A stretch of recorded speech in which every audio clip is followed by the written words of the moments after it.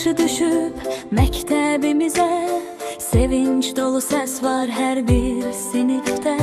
Yeni il gəlir nurla, ümidlə, bayram əhvalı var hər bir ürəkdə.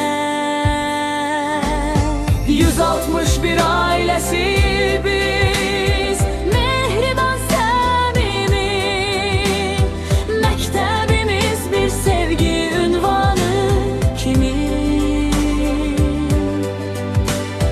Həmrəylik ruhu, bayram sevinci, bu məktəb yaşadır birlik gücünü.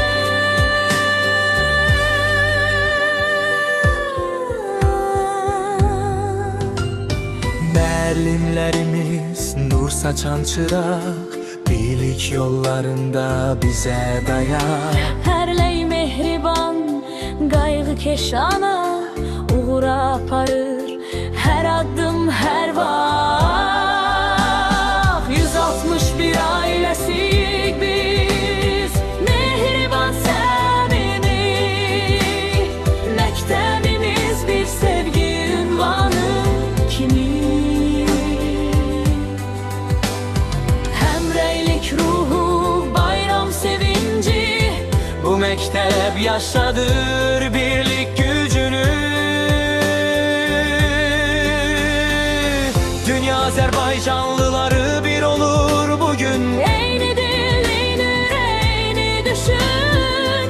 Bayrağımız dalgalanır qürurla, Məktəbimiz səslənir birlik ruhunda.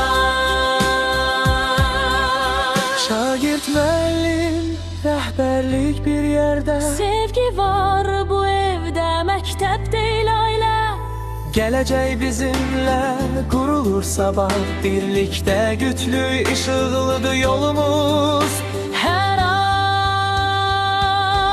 Bir ailəsiyik biz, mehriban, mehriban, ürəklərdə sevgi, sabaha inan.